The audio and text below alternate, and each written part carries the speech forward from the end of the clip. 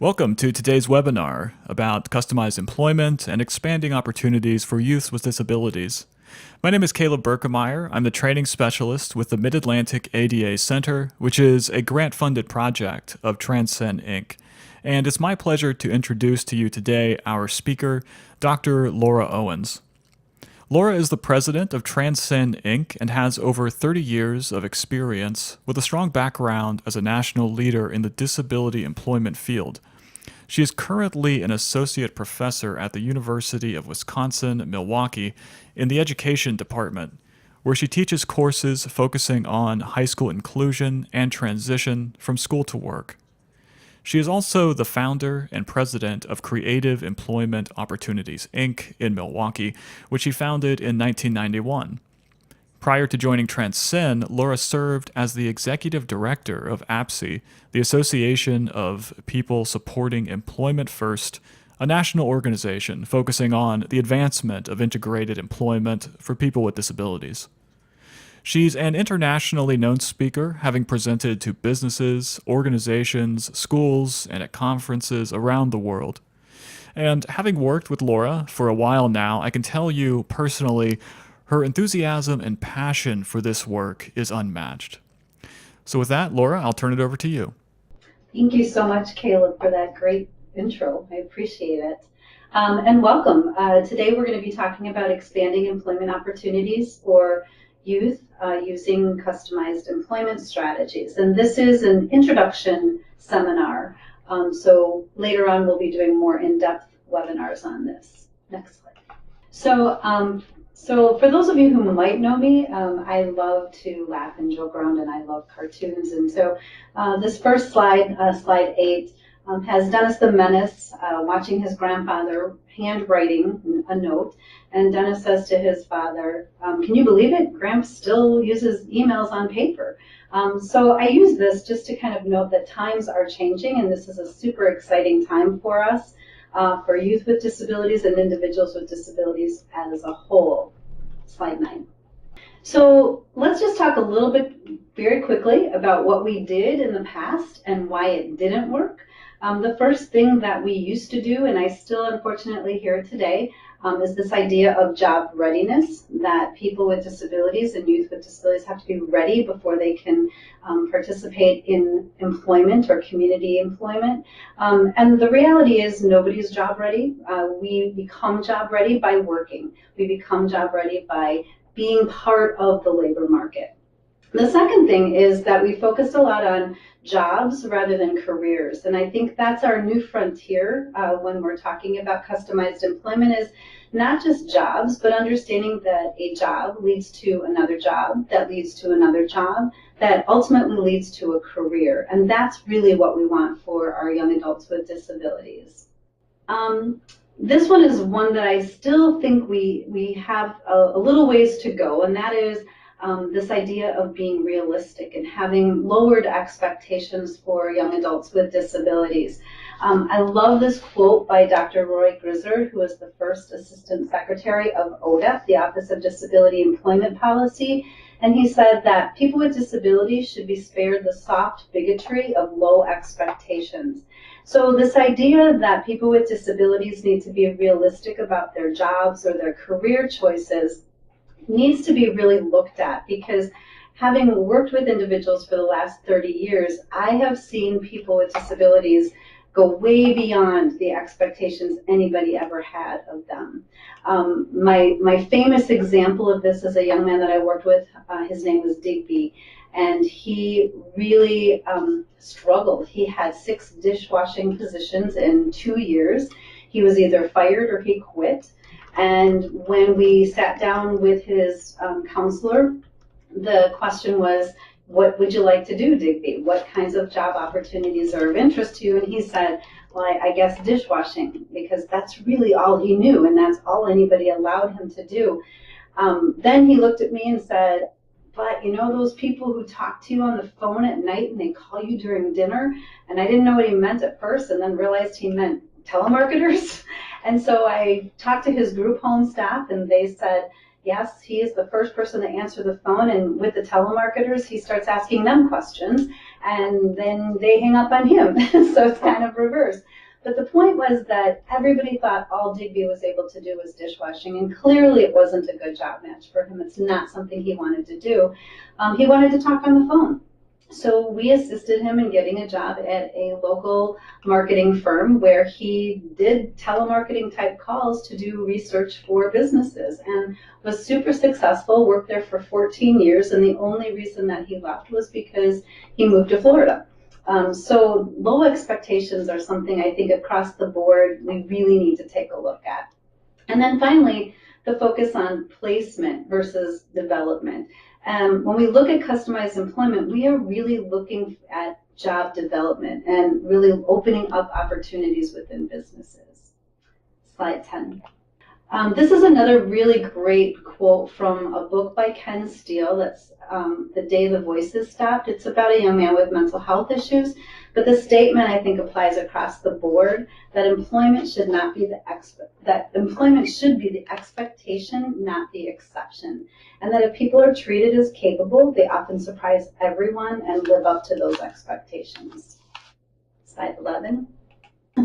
So I talked about earlier that times are changing, and so this is one of the changing components of our work, and that is the Employment First initiatives that are around the country. So every state has some type of Employment First activity, whether that's a public policy initiative, an executive order from the governor, legislation, or just simply people kind of pushing that Employment First expectation. And it really is about raising expectations for individuals with disabilities. And it's very basic that competitive integrated employment should be the first and preferred service option for individuals with disabilities, including those with more support needs. And the little man there says what my philosophy is, that there is a job for everyone who wants one, regardless of their disability, their need for support, or even the economic vitality of the community. Employers need good workers, and that's the bottom line. And individuals with disabilities want to work. Slide 12. The other piece of our changing landscape when it comes to employment is the Workforce Innovation and Opportunity Act, or WIOA. And I'm honestly not sure who said this. I don't know if Senator Harkin said it or if it was just something that was said during the discussion around WIOA, but I absolutely love this quote, that the days of students with disabilities leaving school poorly educated, with no employment experience, no job prospects, living lives of poverty, and too often ending up in segregated programs needs to come to an end.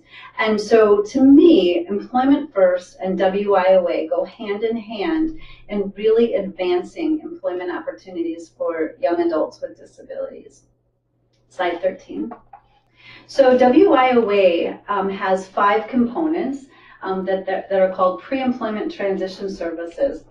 And these are all experiences that we've known work, and we've all been implementing them to some extent over the years. But now there's law that kind of puts teeth behind what we know is best practice in the field.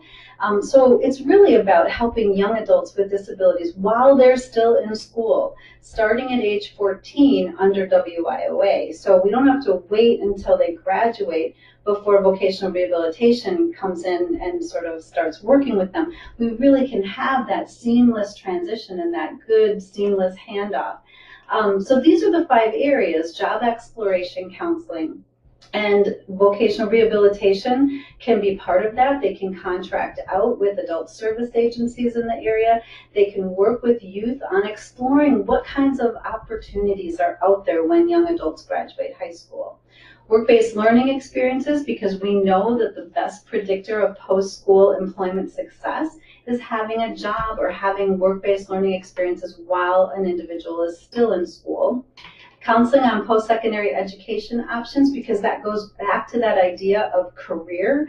It's not just about a job, but let's look at getting a job and then maybe going on to post-secondary education or an apprenticeship in some way to build into a career. The law says workplace readiness, but because I'm not a fan of the term readiness, and I think it sets people with disabilities up, I like to say workplace preparation training.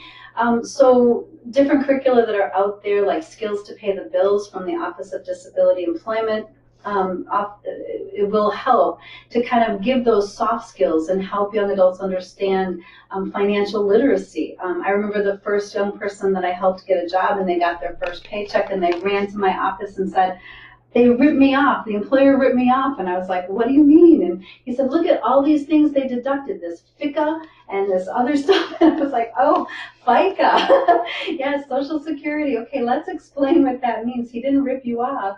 This is part of what you have to do when you're a worker is you pay taxes. And then finally, instruction and self-advocacy, which we've been doing in schools for a super long time. And we need to continue with that self-advocacy and have students lead their own IEP meetings so that they can lead their own ISP meetings and their own meetings with vocational rehabilitation. So these 5 pre-employment transition services are critical as we relate it to customized employment. Slide 14. So what does this mean for us? What are the implications for our services, whether we're educators or adult service providers? First and foremost, it means that competitive integrated employment is a priority. It has to be a priority for everyone in school, family, and the community. That meaningful community inclusion and engagement is an imperative. We have to make sure that individuals with disabilities aren't just taking the yellow bus from home to school, home to school, home to school, then to graduate and end up going into a segregated facility where the bus picks them up and brings them home to a segregated facility. But they need to be part of their community, meaningfully engaged, participating, and having that disposable income so they could go to the movies, so that they could go out to dinner with friends. It's imperative for that to happen. And then the third is that we have to change the way we operate. That is inevitable. So the implications of WIOA and Employment First and these changing times we have are that we really need to focus on competitive integrated employment, meaningful community inclusion, and we must change the way we work. Slide 15. So let's take a look at what we are doing and how it is working. So the first thing is, we do know in most circles that there is a presumption of employment, and that all means all. That the way we look at individuals is not looking at their disability first, but looking at their assets and skills and what they can offer to a business. The second thing is the presumption of services versus programs.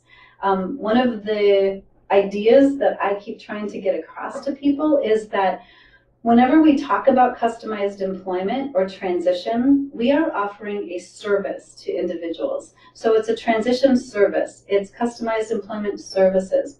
Once we start focusing on programs, inevitably somebody's not going to fit into that program. And then we create a whole new program for them. And then somebody else doesn't fit into that program. And so we have this multitude of programs. And it struck me one day when a family member called me and said, I need your help in programming my son. He's graduating from high school. And I thought, oh my gosh, I don't know that my mother ever said I need help programming my daughter. Well, maybe she did. But the reality is we don't program people.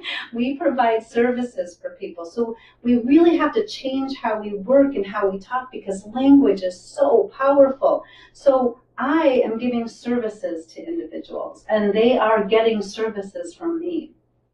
Really important, no more asking, do you want to work?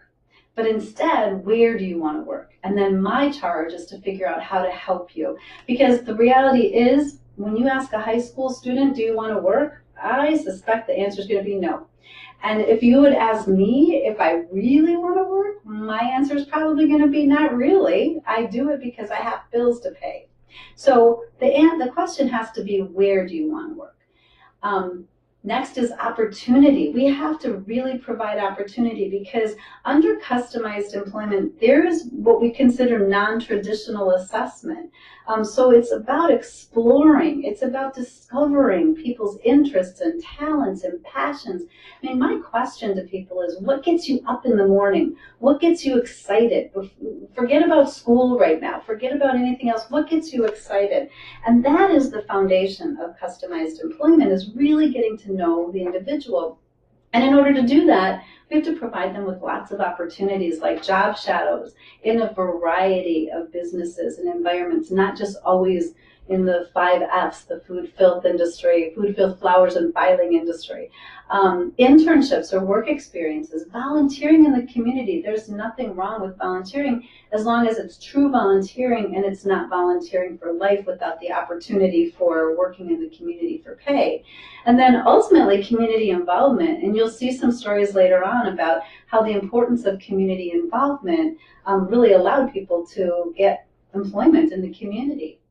And then finally, working as the norm, not the exception, as that quote said earlier, that what is the first thing people get asked is, what do you do for a living? And isn't it awesome that my friend Jennifer, who happens to have Down syndrome, can say to somebody, I work for a law firm.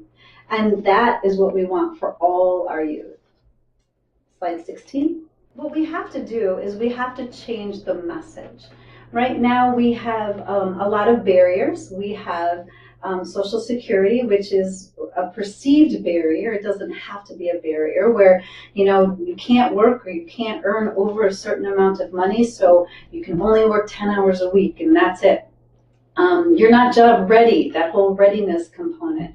Or there aren't any jobs for people like you, or people with limited skills, or you're just better off not working altogether, or you'll lose your health care. Really, the message needs to be, I think you should go to work. And that's what people with disabilities want, and that's what we need to do. Slide 17. I was in Pennsylvania a few months ago, and I loved this simple yet powerful message. Hashtag I want to work.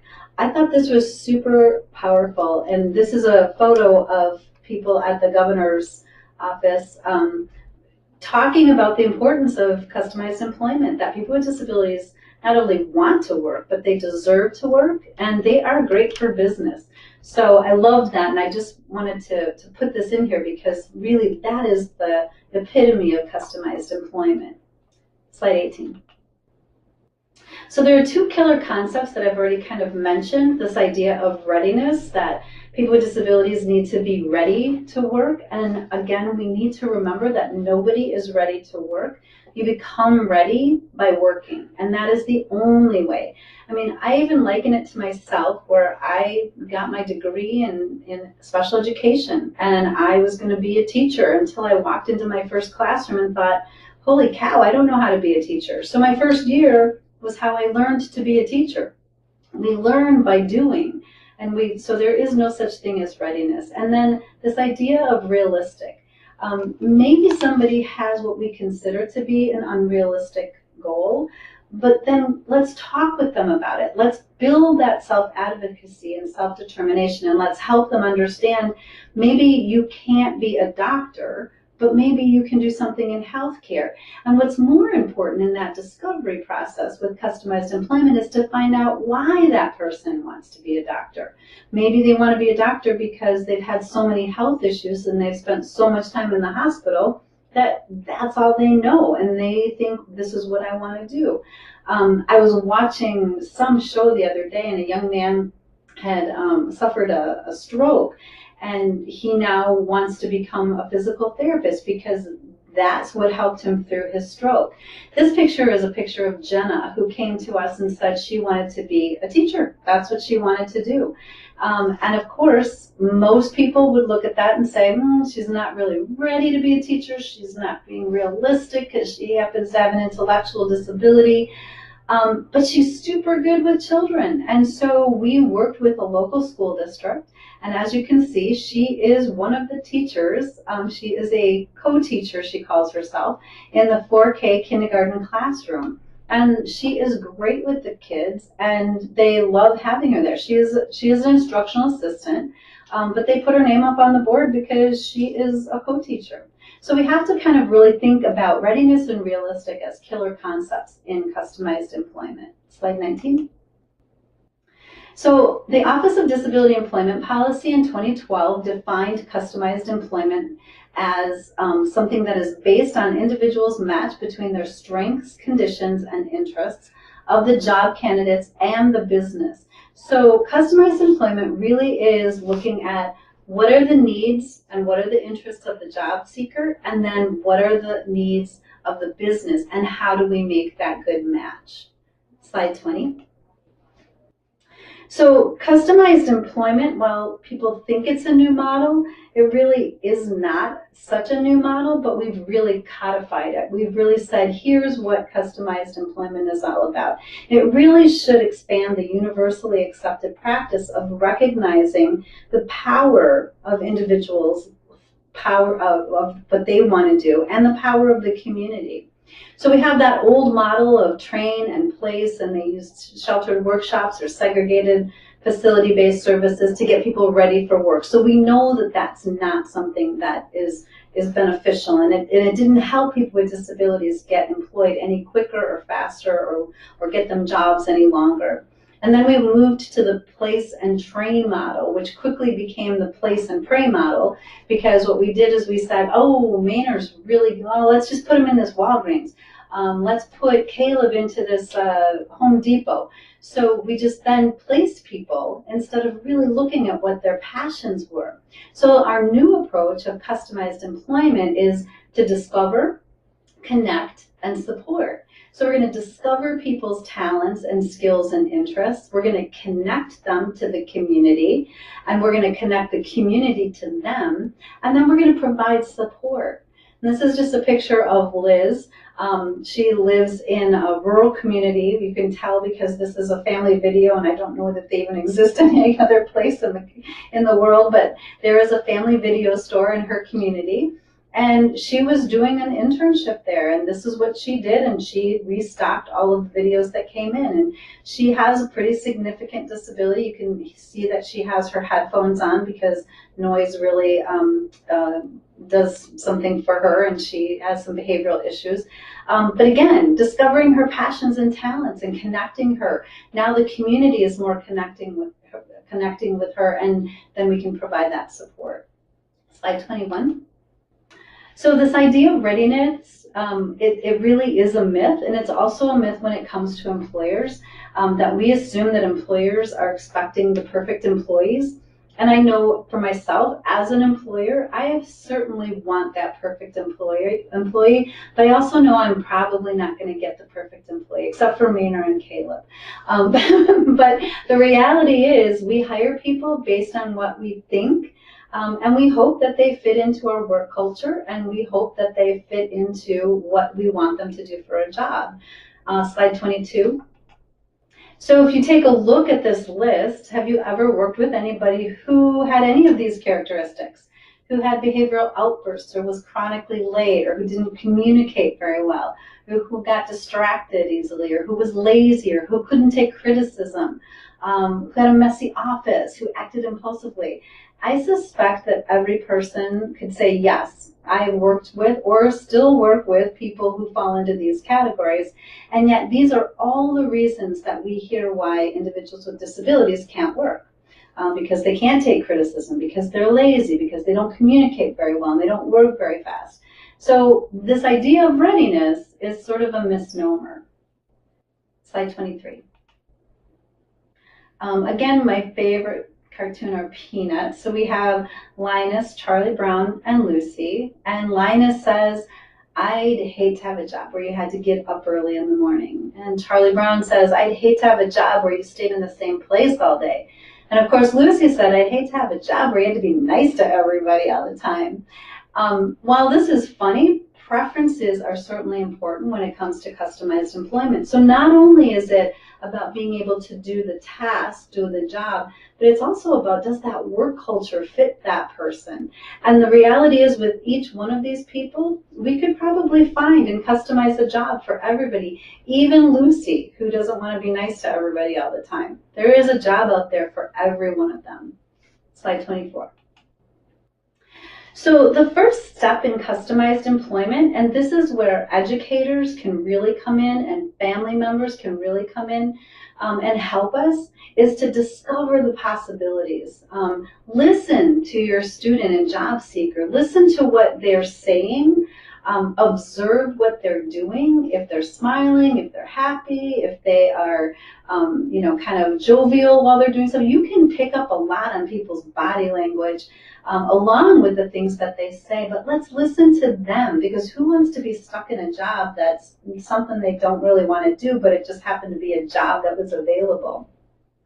Focus on skills, not deficits. So the old approach prior to customized employment, which this is a little new when it comes to customized employment, is that we used to focus on deficits. So I would go into a business and I would try and customize, in quotes, a job or create a position, but I focused on an individual's deficit. So I would go in and I would take a look around and talk to the employer, and I'd say, well, I have a candidate who's really good, but they won't be able to do these 3 things, but they could do all these other things. And sometimes employers would say, yes, absolutely. And most of the time they said no, because they wanted them to do everything. Customized employment focuses on skills. So instead, I'm going to go into an employer and look at all of the possibilities in that business. What needs to get done that's not getting done? How can I work with this business, and how can my job seeker, how can my candidate best meet the needs of the business? And then I'm going to customize based on skills. So I'm going to come in and I'm going to say that, this person can do these 5 things and it'll free up this person. And so I'm going to focus on what this person can do and what they can offer that business. There are no prerequisites, so nobody has to come in having to be job ready, because the thought is that everybody is job ready. You go in and you try something. Most of us have had multiple jobs. We're not in the same job that we had when we graduated high school. And that's because we learned. I started out at my parents' campground, and then I learned I didn't really want to do that. Then I started working with the DNR wardens up in northern Wisconsin and realized quickly I didn't want to do that. And then I became a bartender, and then I did multiple things, all leading me ultimately to what I'm doing today. We have to look for those rays of light. What value can that student or job seeker bring to the business? So discovering those possibilities, spending time, what I like to say is hanging out with intent. So I'm going to hang out with the clients that I'm working with, the students that I'm working with, and just spend time with them, getting to know who they are, what they like, what trips their trigger. Slide 25. And so doing this, what we do is we build what's called a positive personal profile. It's a tool that we use, and it is just a form that we fill in, and we fill it in constantly. So like the individualized education plan, the IEP, it's something that is a living, breathing document. So we talk about that person's dreams and goals. What do they ultimately want to do? Move out of that house, live someplace else, own a car, whatever it is. What are those dreams and goals? What are their talents? What are they currently doing now in school? And how can we turn that into a talent? What current skills and knowledge do they have that can build into a job or a career? And how do they learn best? Do they learn best by seeing somebody do it? Do they learn best by listening to it? Do they learn best? What is their multiple intelligence, and how can we build on that? What interests do they have? I mean, today we have a lot, and when I first started in the field, there was a lot of young adults who, especially young men, who wanted to be NBA basketball players or NFL football players, and so we had to work through that. And now they want to be gamers, they want to work in the gaming industry. So, okay, let's build on that. How can we take those interests and build that into job opportunities or careers? Also looking at personality traits, like including quirks, like are they quirky? Do they do different things that you might want to take into consideration? What's their temperament? Do they like to work inside, outside, with a lot of people, by themselves? What's important to them? What are their values? This one I learned when I worked with a young man who was a Jehovah's Witness, and I helped him get a job that turned out he couldn't take because I forgot that on Wednesday afternoons he would go out and canvass the neighborhoods with his Jehovah's Witness group. And so I had to remember to take that into consideration because that was super important to him. Dislikes, work experiences that they've had that they liked or they didn't like, and what part of that work experience did they not like, and what did they like. Support systems, do they currently have a support system, and who is that? And can we build on that support system? And then, of course, we don't want to just focus on, they don't have a disability, because they do. So there's going to be some challenges. And so what are those challenges in context? And then how can we accommodate for those challenges? What are some solutions that are currently working that we might be able to utilize when they obtain employment in the community? Slide 26. Okay, so how can you find this information on a positive personal profile? There's a lot of different ways. Like I said earlier, I like to say hanging out with intent. I just spend a lot of time with people in the community, in their home. I let them direct it. I don't ever say, well, let's go here, let's go here. I have them direct it. So we're gonna spend some time on Thursday. What would you like to do? Where would you like to go? What would you like to show me? You can interview the person, you can interview their family, friends, neighbors. We did a person-centered planning meeting with a young man where his neighbor actually knew more about him than his own mother did, because he spent a lot of time. She worked, and so after school he would go over to this elderly neighbor's house and help her out with her laundry. She was so cute because she said, he helps explain things on TV that I don't understand, and it was great. Observations, lots and lots of observations. You have to really be like a mini detective. Observing them in school, observing them at home, in the community, if they are taking a tour of a job site or if they're currently working in a job, observing and seeing, what do they like? What can you build on? You can always do career assessments. There's the formal career assessments that you can do online, and a lot of schools have formal career assessments. But I like more informal. There's like these little cards that we use that we can kind of play a game about different types of career opportunities. You can do computerized situational assessments. And then most importantly, experiences, like having young adults experience the real thing in the community. Slide 27.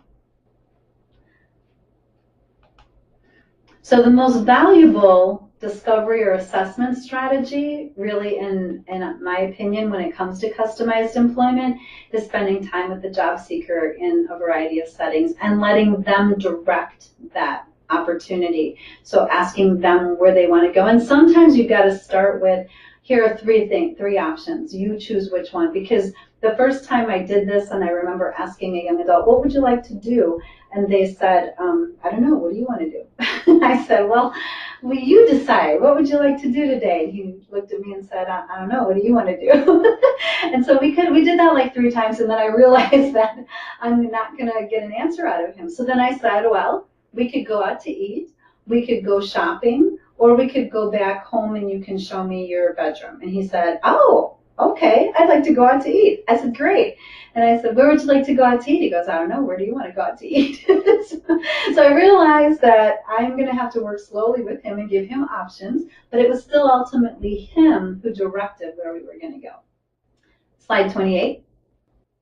So here's an example of a young person that I worked with. She's been working for a lot of years, but this is kind of what I'm talking about when we talk about discovery.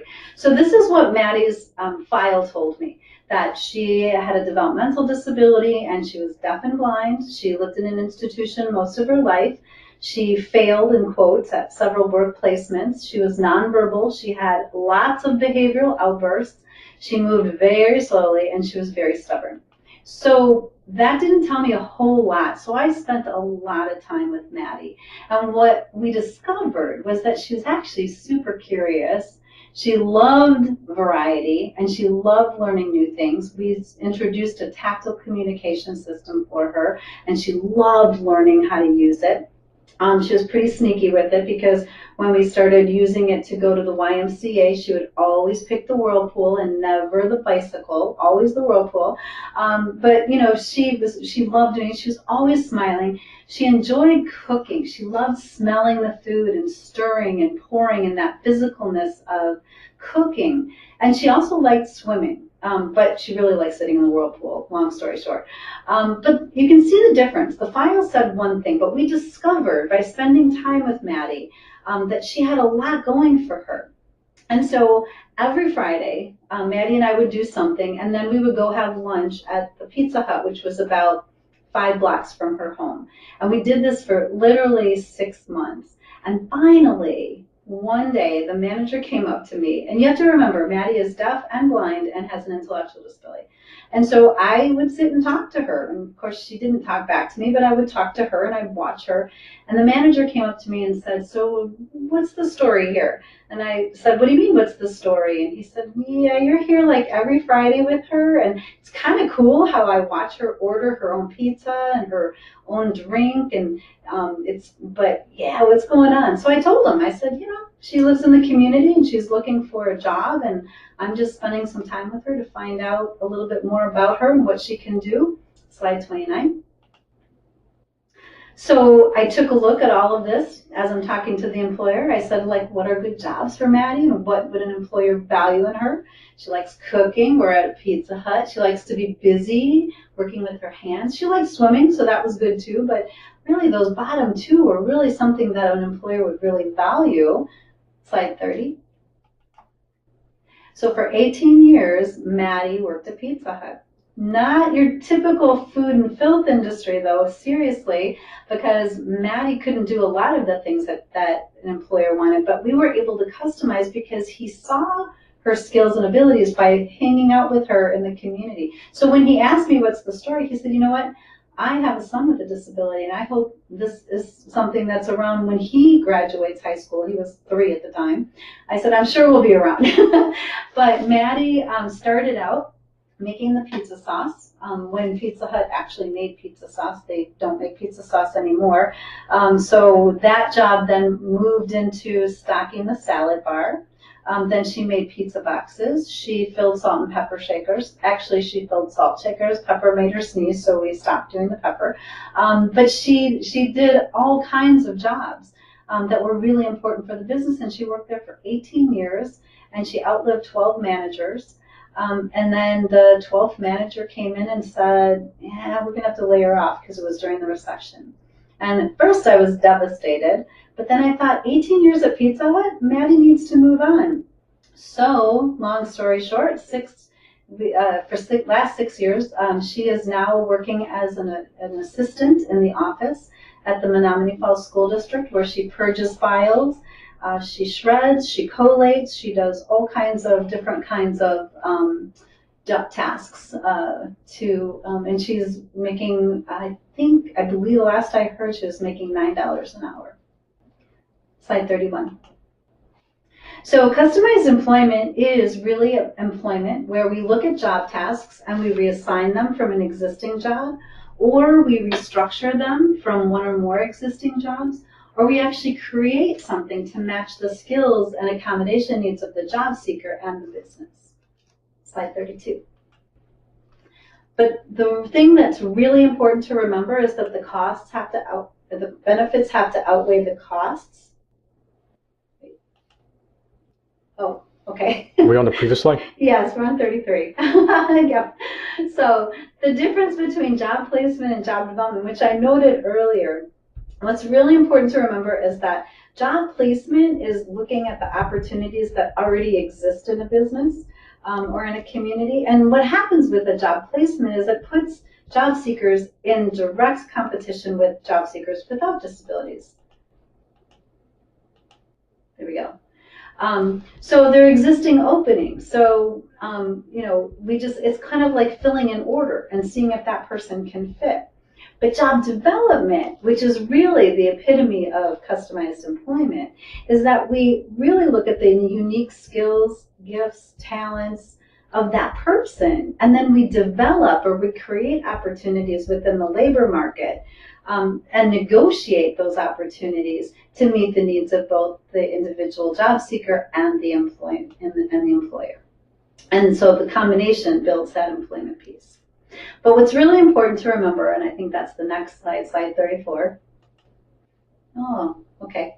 What I was going to say before, there was a slide up there that talked about the cost benefit, that no matter what we do with customized employment, it has to benefit the business as well as the job seeker. So it has to be a win-win between both.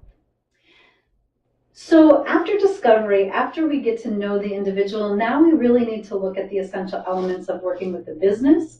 And this is straight out of WinTAC, which is one of the technical assistance centers, and the website is listed below. But these are the essential elements to avoid using those job openings and typical personnel processes. So we need to make sure that we are using job openings in an appropriate way. So I might use them to open up a door to get into a business. So I might say to Karma Labs in Franklin, Wisconsin, I've noticed that you have a lot of jobs out there, and I'm just interested to know a little bit more about your business. And once they find out that I work with people with disabilities, they usually will say, no, we're not interested. We don't have any opportunities. And my response is always, great, because I'm not looking to have you hire anybody right now. I'm just looking to find out what kinds of job opportunities you have. And then businesses love to talk about their business, using connections and networks. The individual student, their family, and your connections and networks together. Developing strategies for assisting the employers of identifying their needs through informational interviews that I'll talk about in a minute. And then emphasize customized job descriptions and negotiating the support plan. 35. So the first thing you want to do is find out as much as you can about which companies exist in your community. Do any of them hire based on the kind of work that your job seeker is looking for? And also what's really important, again, is remember the Peanuts cartoon. Is it the kind of work culture? Is it the atmosphere that you would want that job seeker to be in? Does it match their temperament and preferences? 36. So where do you start looking? The business section of newspapers, that should be your biggest friend. Go online, see what business publications are out there. Join and participate in the chambers of commerce or other professional organizations. Become an active member. Don't just put the sign on your door saying that you're a member, but go out. Go to the business after hours events. Go to the networking lunches. Go to the American Job Centers or the workforce centers, the one-stops. We call them different things, but go there. They have business associates that connect with businesses too. So find ways to collaborate with them. Go on the internet, go to Facebook, company websites, Google, your own boards of directors. All of them are on your board for a reason. Even school board members are on the board for a reason. And so go to them and ask them, tell me a little bit about your business, and would you open up your doors to do a work-based learning experience or hire one of our students or young adults? And then really most importantly is the personal sphere of influence, that network that youth have, that families have, that you yourself have. Slide 37. So the personal sphere of influence is really about all the people you know, either directly or indirectly. So they could be immediate family members or distant relatives, close friends, casual acquaintances, people that you do business with or people who do business with you. All of the people, and there's a book by Joe Girard that says that every person has about 250 people in their personal sphere of influence. So tap into those networks, because people know people who can hire our youth with disabilities. Slide 38. So getting your foot in the door, things to remember, you want to have a good elevator speech. And your elevator speech should be talking about the fact that you are an innovative business resource, not that you're assisting youth with disabilities and other challenges in getting a job. You really want to focus on the fact that you're here for them, that you're here to find out about their business and that you can help their business. Slide 39. So these are just a couple of ideas of being able to make a request easy for an employer to say yes to. So my company provides area businesses with employee recruitment and retention support. Our success comes from learning about the hiring needs and expectations of businesses, and I'd like to learn a little bit more about your company and arrange a tour to see you work firsthand. Most employers are going to say yes to that because they like to talk about their business. Slide 40. Another one would be, I work with students interested in your kind of industry, in the industry you're in. I would love to set up a 20-minute visit to see what you do and to talk a little bit about the skills needed to work in the field so that I can help my students learn what they need for these types of jobs. Again, an employer's going to say, great, because I'm always going to be looking for good quality workers. Slide 41. So this is Patrick.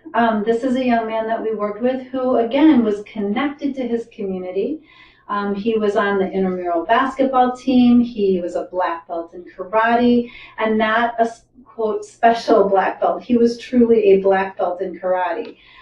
He was part of his local church, and he would go and every week during the summer would go out and build houses or rebuild things and, you know, be part of the community. People knew Patrick as a contributing member to their community, and that's how he got his job at Taylor Label Product in Germantown, was that he was out in North Carolina with his church building homes that had been destroyed by the hurricane. And one of the young men who was working with him happened to go to school in North Carolina, but was from Wisconsin, and his dad owned this company.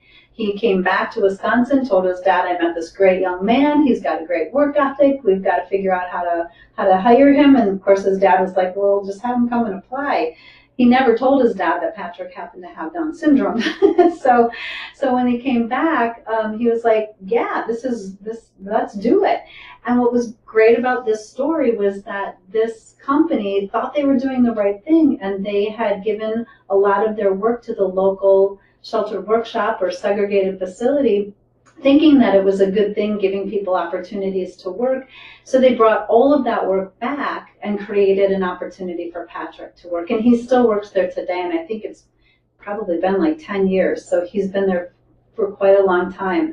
But again, his connection to the community and people seeing him as a viable employee was part of the way that Patrick was successful. Slide 42. So during your meeting or your tour, you're kind of be a little Columbo. I talked earlier about being a little detective, and that's what you're doing. You're asking a lot of questions. You're like, oh, and what about this? And who does that? And how does that work? So finding out about customer or employee complaints, or are there log jams or backlogs or long lead times that need to be addressed, or unassigned but very critical tasks that need to be done that don't get done because other things take precedence. Is there burnout or high turnover in certain areas, or are managers and key staff pulled away from core tasks that don't ever get done? Are there workload fluctuations? Are there certain times of the year that they have to get things out during the holidays? Are there crunch times of sporadic but important tasks that need to be done during seasonal times? So talking about all these things, finding out as much as you can about that business, asking a lot of questions and being that detective will really help you find out how you can best meet the needs of the business through one of your candidates, one of your students. Slide 43.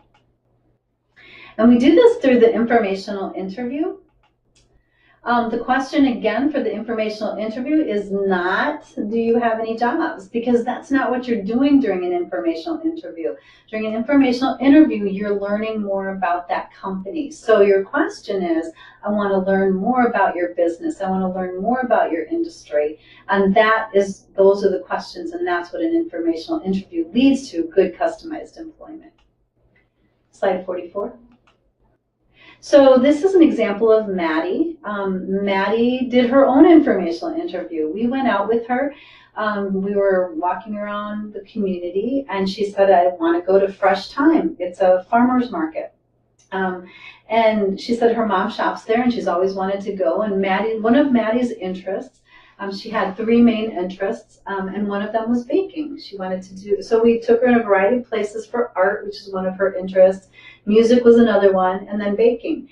So we went in there and we talked to the manager of the bakery department, and we started talking and asking about what they do. And then Maddie says, "So how many people work in the bakery?" And the manager said, "4." And she said, "Well, I think you should have 5, and I think the 5th one should be me." And she said, "And here's what I can do." And so she started showing how she could organize the bread and restock things. And so, long story short, her informational interview led to an internship that ultimately led to employment for her. This is a 19-year-old young girl who I think has a future in negotiating skills. Slide 45.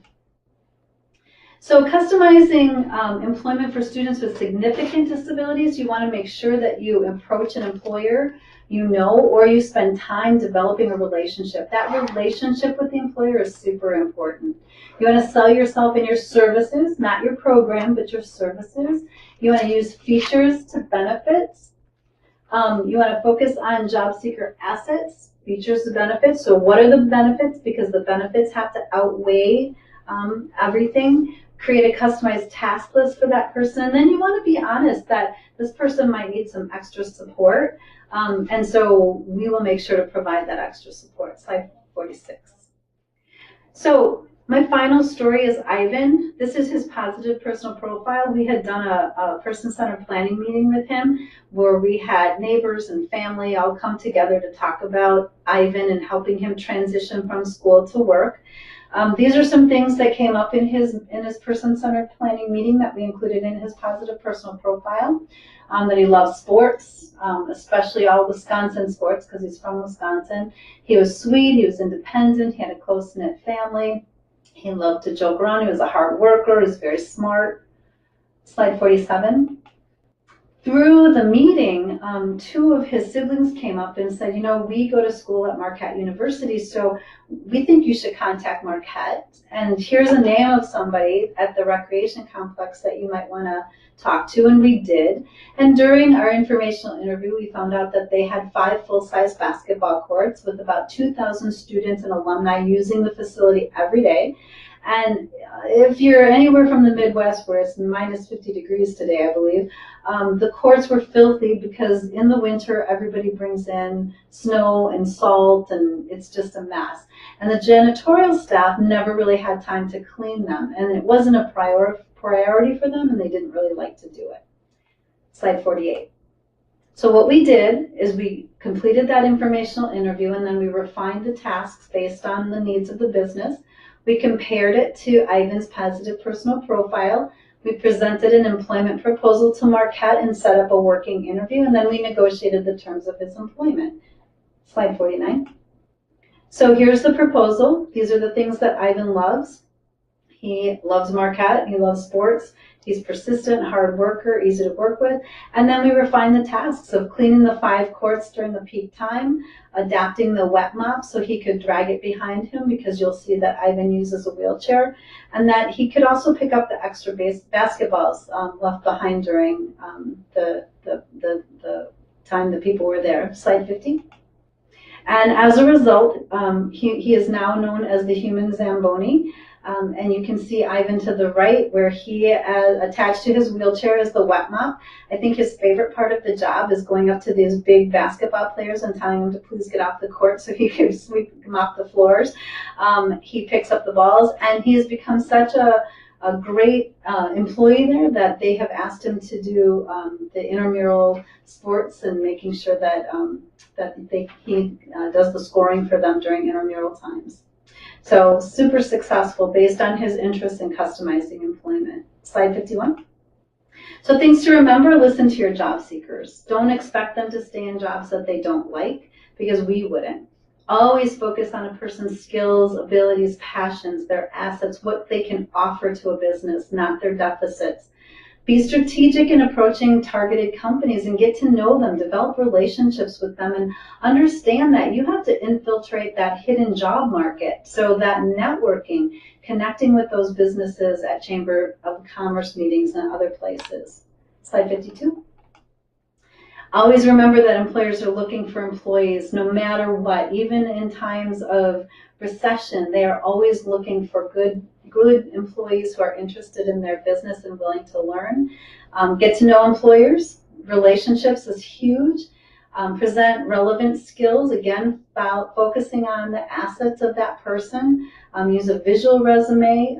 Try reverse job fairs, but be professional in how you present that job seeker. Slide 53. And the final thought is that in the end, it is important to remember that we cannot become what we need to be by remaining what we are. And that, to me, sums up what customized employment is all about. Oh, thank you, Laura. That was really great. We have a few minutes left, so I think we can squeeze in a few questions. So how can, what are some of the biggest fears and concerns that employers might have when it comes to customized employment, and what can a job developer do to address those concerns?